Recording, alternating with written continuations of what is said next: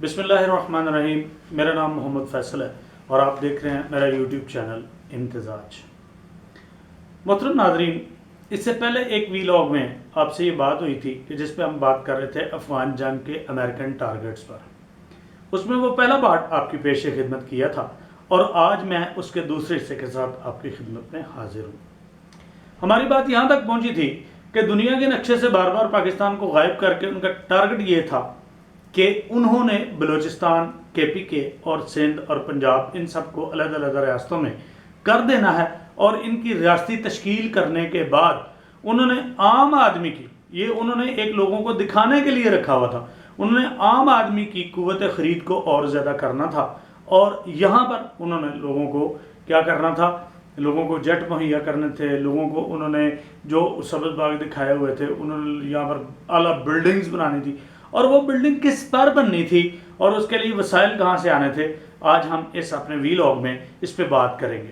لیکن ابھی تک اگر آپ نے میرے چینل کو سبسکرائب نہیں کیا تو پلیز کر لیں اور ساتھ میں موجود بیل آئیکن کو کلک کر کے آل کے بٹن کو دبا دیں. تو آئیے ہم چلتے ہیں، اس پہ بات کرتے ہیں. لیکن اس کا ذرا دو ڈفرنٹ ایریاز کا، دو مختلف خطوں کا ذرا اس کا پس منظر دیکھ لیجئے گا. پہلا پس منظر ہے کیپ ٹاؤن افریقہ، کہ جہاں سے ہیرے نکلے، ڈائمنڈ نکلا، اور دنیا میں سب سے زیادہ جو ہیرا جس جگہ سے ایکسپورٹ ہوتا ہے اس جگہ کا نام ہے کیپ ٹاؤن. لیکن وہاں پر رہنے والے لوگوں کی حالت آپ دیکھیں کہ مقامی لوگ، ان کے بچے وہ نیوٹریشن ڈیفیشنسی کا شکار ہے، کوشیورکور، میرسمس اور اس طرح کی بیماریاں جن کو ہم بایولوجیکلی جانتے ہیں وہ وہاں پر پائی جاتی ہیں. اور اس کے ساتھ ساتھ ہم دیکھتے ہیں کہ اتنے بھوک کا شکار ہیں، اتنے بھوک کا شکار ہیں کہ ان کی ہڈیاں تک باہر نظر آتی ہیں اور وہ بھوکے ننگے لوگوں کے رہ گئے. جبکہ وہاں پر کیا ہے کہ ان لوگوں کی زمین جو ہے سونا نہیں اگلتی، ہیرا اگلتی ہے. اور پوری دنیا کی قیمتی ترین دھات جسے ہم اور آپ ڈائمنڈ کے نام سے جانتے ہیں وہ وہاں سے نکلتی ہے. اور وہ لوگ پھر بھی اتنی خط غربت سے نیچے کی زندگی بسر کر رہے ہیں، جبکہ موجیں کر رہی ہیں الومناٹی طاقتیں، دنیا کے وسائل پر قبضہ کرنے والی طاقتیں اور ایکسپلائٹ کرنے والی طاقتیں. دوسری طرف ہم دیکھتے ہیں عربوں کو کیا تھا. خلافت عثمانیہ کو توڑنے کے بعد، اس کے ٹکڑے ٹکڑے کرنے کے بعد مڈل ایسٹ کے ٹکڑے ٹکڑے کیے گئے. کہیں سعودی عربیہ، کہیں متحدہ، کہیں وہ والا دبئی، شارجہ، عمان، اور کہیں اس کو متحدہ عرب امارات کہہ دیا گیا، کویت کہہ دیا گیا. ان ساری جگہوں کے ٹکڑے ٹکڑے صرف اس لیے کیے گئے کہ اس وقت بھی ان طاقتوں کو پتا تھا کہ یہاں سے بلیک گولڈ، تیل نکلنے والا ہے. انہوں نے وہ تیل نکالا اور تیل نکالنے کے بعد کیا کیا؟ یہاں کے رہنے والے مسلمانوں کو عیاشیوں میں مبتلا کر دیا.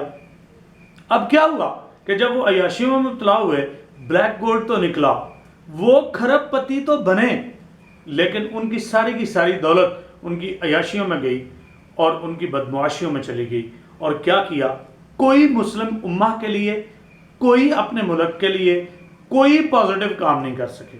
نتیجہ اگر آج ان کا تیل ختم ہونے کو جا رہا ہے تو وہ سعودی عربیہ، جس نے کبھی سوچا بھی نہیں تھا آج سے 10 سال پہلے کہ وہ اپنے ہی لوگوں پر ٹیکس لگائے گا، وہ ٹیکس لگانے کی سوچ رہے ہیں. اور وہ اس کے ساتھ ساتھ دوسری صنعتیں لگانے کی سوچ رہے ہیں، کاروبار کرنے کی سوچ رہے ہیں، معاملات کو آگے چلانے کی سوچ رہے ہیں کہ ہم کس طرح سے اپنی انکم کو جنریٹ کر سکیں، پیسہ جنریٹ کر سکیں، کیونکہ تیل تو ختم ہونے جا رہا ہے.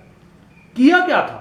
ان کو اس حد تک غفل کر دیا کہ وہ 5 کروڑ ڈالر کے، بلکہ کئی ملین ڈالر کے، 5 کروڑ تو بہت چھوٹی رقم ہے ڈالر ان کے لیے، کئی ملین ڈالر کے وہ کھڑے جناب شپس خرید لیتے، وہ کھڑی چیزیں خرید لیتے. مطلب اس کے لیے آج اگر کرونا کی بیماری آئی تو ہم دیکھنے پر مجبور ہیں مغرب کی طرف کہ انہوں نے سارا پیسہ انویسٹ کیا انسانیت کی فلاح کے لیے، بہبود کے لیے، ترقی کے لیے. جبکہ یہاں پر کیا ہوا کہ ان لوگوں نے سونے کی گاڑیاں بنا لی، سونے کے کموڈ بنا لے، سونے کی چیزیں بنا لی، لیکن کوئی ترقی نہیں کر سکے. آج ان کا تیل ختم، ان کی ترقی ختم. یہی منصوبہ جو تھا بلوچستان میں تھا. اچھا جی، بلوچستان، خیبر پختونخوا، افغانستان، اس پہ جو چڑھائی کی نیٹو کی 42 ملکوں کی افواج کے ساتھ، وہ کیا تھا؟ کس لیے تھی؟ عالیجہ وہ اسلام کو ختم کرنے کے لیے نہیں تھی، وہ صرف اس لیے تھی کہ بلوچستان کی پہاڑیاں، بلوچستان کے پہاڑ، افغانستان کے پہاڑ، کنڑ، کابل اور کندھار اور ان سب کے جو پہاڑی سلسلے تھے، اس کے لیے رپورٹ آئی ہوئی ہے کہ ان سلسلوں سے، ان پہاڑی سلسلوں کے نیچے ہمارے پاس پوری رپورٹ ہے. اور یہ رپورٹ کب کی چھپی ہے جناب علی؟ یہ رپورٹ چھپی ہے، اگر آپ غور کریں، میں آپ کو بتانے لگا ہوں کہ یہ 2 امریکن جیولوجسٹ ہیں، جن میں سے ایک کا نام جیک میڈلین ہے اور ایک کا نام مرزاٹ ہے. انہوں نے یہ رپورٹ جو چھپی ہوئی ہے، جو میرے پاس اس کی ڈیٹ ہے، وہ ہے جناب 25 جون 2010. وہ ہے 25 جون 2010 کو یہ رپورٹ چھپی ہوئی ہے، میرے پاس یہ موجود ہے. ٹھیک ہے، لیکن اس کا سروے جو ہوا ہے افغانستان کا، اس کا جو سروے ہوا ہے افغانستان کا، وہ 1979 رپورٹ یہاں پر وہ پبلش کر رہے ہیں 2010 کو، اور جو سروے ہوا وہ 1979 کا سروے ہے. میرے پاس یہ رپورٹ موجود ہے، اور اس رپورٹ میں جناب انہوں نے بتایا گیا ہے، یہاں پر انہوں نے کہا ہے کہ افغانستان کی پہاڑیوں کے نیچے اور اس کے ساتھ ساتھ بلوچستان کی پہاڑیوں کے نیچے that includes vast deposits of copper, iron ore, cobalt, molybdenum and gold. اور کیا کیا ان ساری چیزوں کے کہ یہاں پر انہوں نے کہا مولیبڈینیم موجود ہے، گولڈ موجود ہے، کپر موجود ہے، کوبالٹ موجود ہے، اور یہاں پر خام حالت میں لوہا موجود ہے. یہ ساری چیزیں تو بہت قیمتی ہوں گی.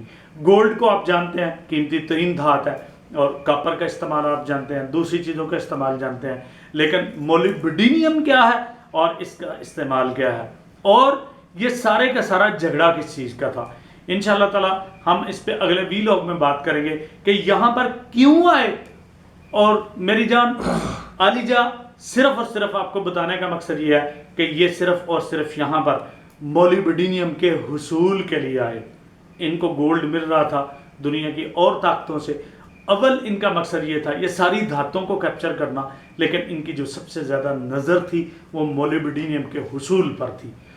انشاءاللہ تعالی اگلے ویلاگ میں ہم بات کریں گے کہ مولیبڈینیم کا حصول کیوں، اس کی وجہ سپر کمپیوٹر، امریکہ کا استعمال، امریکہ کا ادارہ ناسا جو مولیبڈینیم کا اپنے سپر کمپیوٹر میں پہلے گولڈ استعمال کرتے تھے، بعد میں سلیکن چپ آ گئی، بعد میں مولیبڈینیم کا استعمال شروع ہو گیا، اور دنیا کا سب سے بڑا ذخیرہ افغانستان کے پہاڑوں کے نیچے. انشاءاللہ اگلے ویلاگ میں اس پر بات کرتے ہیں مولیبڈینیم کے بارے میں. اسٹے ٹیون، میرے ساتھ رہیے گا، ہنستے مسکراتے رہیے، اس دنیا کو سنجیدگی سے نہ لیں، خوش رہیں، اللہ کا شکر ادا کریں، گھر میں رہیں، محفوظ رہیں.